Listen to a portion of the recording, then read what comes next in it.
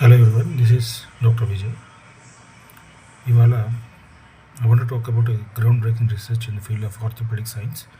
అదేంటంటే ఇప్పటిదాకా మనకి మోకాళ్ళు కార్టిలేజ్, అదే మనం గుజ్జు అంటాం తెలుగులో, అది అరిగిపోయిన వాళ్ళకి అయితే పెయిన్ కిల్లర్స్ లేదంటే టోటల్ నీ రీప్లేస్మెంట్, అంటే మోకాలు ఆపరేషన్ చేసి మోకాలు మార్పిస్తాము.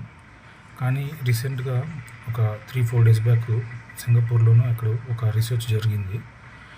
అక్కడ ఒక మాలిక్యూల్ని డెవలప్ చేశారు, అంటే ఒక మెడిసిన్ తయారు చేశారు.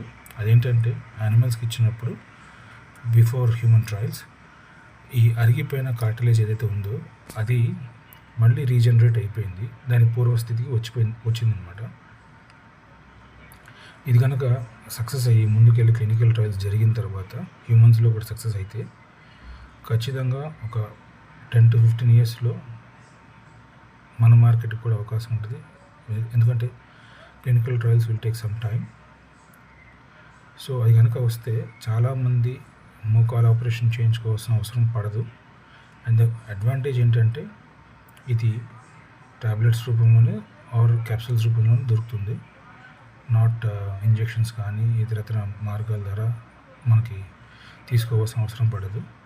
లెట్స్ హోప్ ఈ పెయిన్ఫుల్ మోకాలు ఆపరేషన్ అనే దాని నుంచి భవిష్యత్ తరాలు బయటపడతాయని ఆశిద్దాం. ఈ ఇన్ఫర్మేషన్ మీకు నచ్చినట్టయితే ఈ ఛానల్ని సబ్స్క్రైబ్ చేయండి, లైక్ చేయండి వీడియోని, సో దట్ ఇటువంటి ఇంపార్టెంట్ రీసెర్చ్ ఫైండింగ్స్ తీసుకొని వస్తాను ముందుకి. Thank you.